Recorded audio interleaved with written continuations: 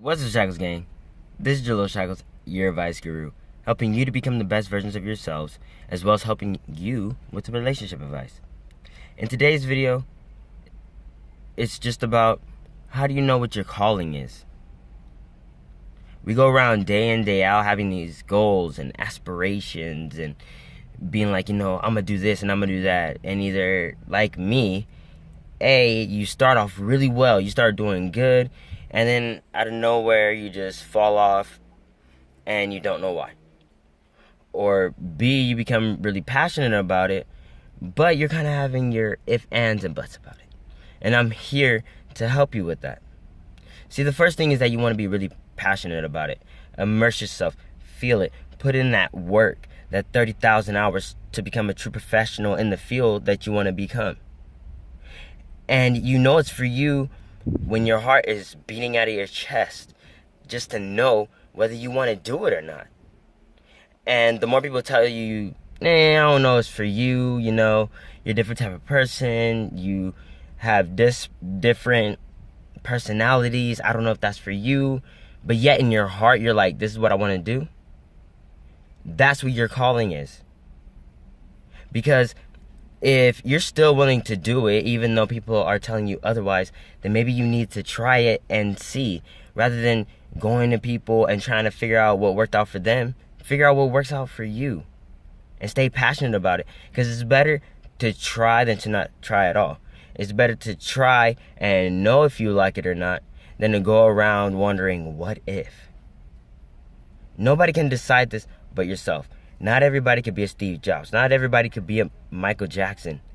You can only be the best versions of yourselves. See, for me, I know I took a long break, maybe like a month break. And that's because I've been spending time reading the Bible, trying to figure out what it says versus what other people are telling me, which are false prophets and things like that, as well as study electronics and study Spanish. I had to really learn to immerse myself and take full accountability for what I'm responsible for and what I can do in my life. People will come around and tell you, you can't do this and you can't do that, mainly because either A, they can't see themselves doing it, or B, they just want to protect you and don't want to see you go through the downfall of not getting what you want.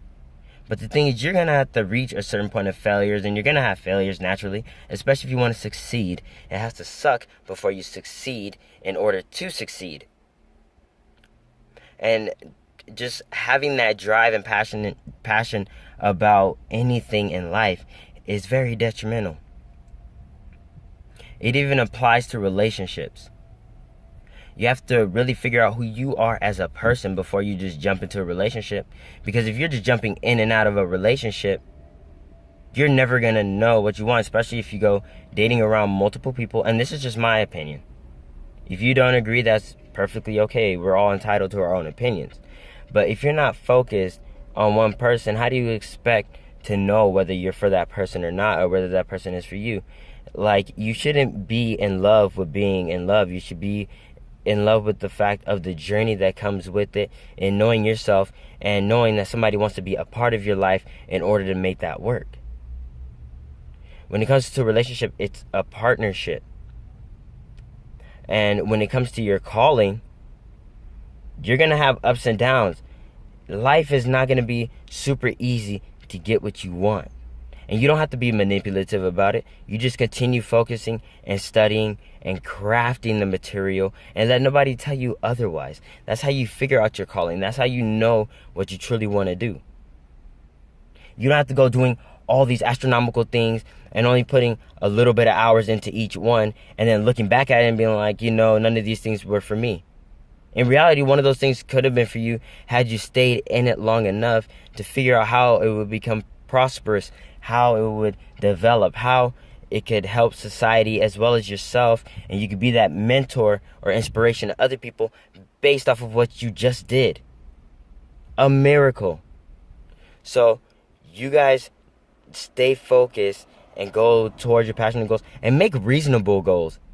At first I was like, with this engineering stuff, I'm going to go ahead and I'm going to do a chapter a day. I'm going to do the problems. And eventually it became a lot because as the chapters go on, they become more complex. And at some point I started feeling like, maybe I should give up, or maybe I should try a new goal. And I did that. And that was basically go as far as I can before a mental breakdown because there's so much information. And then start again another day. And it's okay to do that. Just pick up where you left off and keep going and keep reviewing the material so that you don't forget. This also applies to studying.